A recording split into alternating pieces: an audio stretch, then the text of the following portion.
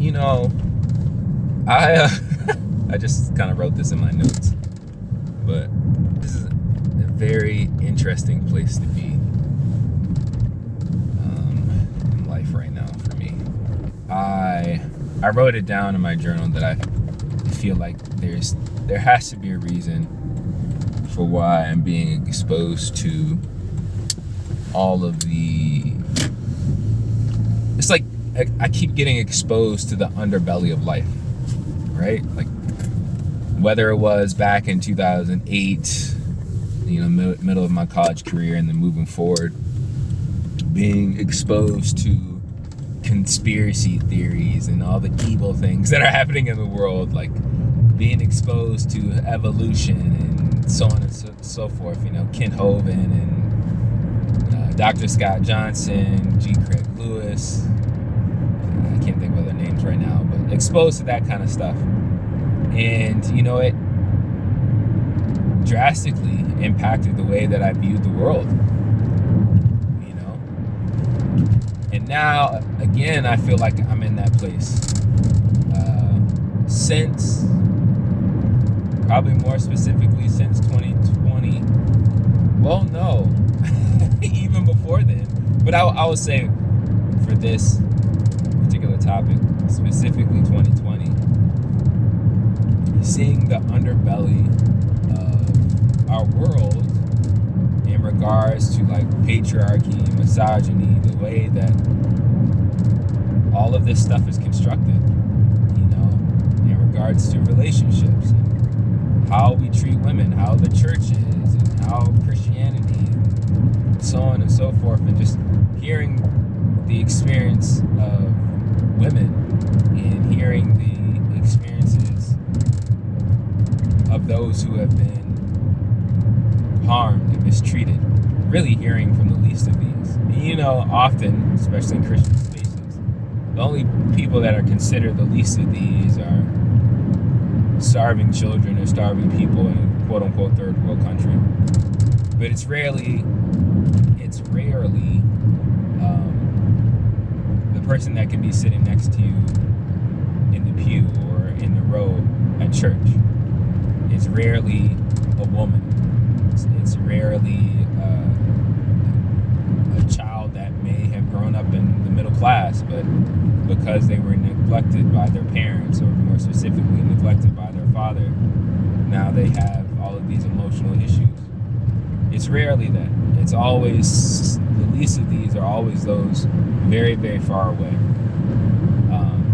Not thinking that there are plenty of women and children who are widows and orphans because of the lack of men in their lives. I feel like a woman can be married and widowed. You know what I'm saying? Like, she's in a marriage where she's all alone, as if her husband isn't there at all. Or because he's abusive in various forms, or because he's neglectful, or because he's really just like a monster, maybe with infidelity or whatever. He's not even a husband. Like, on paper, he's a husband. Legally speaking, he's a husband. But the man that she married is dead. And she's like a widow. And for children, there are people, who have experienced it. And I feel like I've experienced it to some degree. Like, your father isn't there. Even if he's there, he isn't there. And it's like you don't have a dad.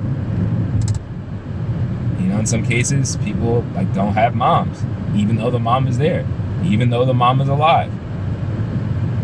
And so you have these widows and orphans. But we overlook it. We don't pay attention to it. We neglect it. And we don't listen to their stories.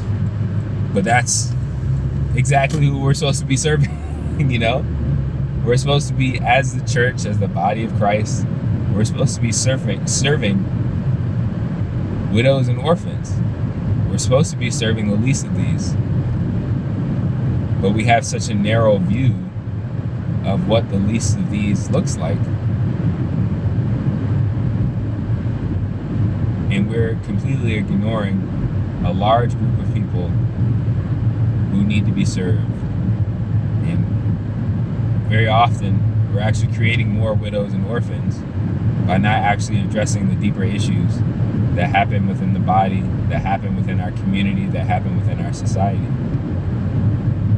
And it's heartbreaking. It's really heartbreaking.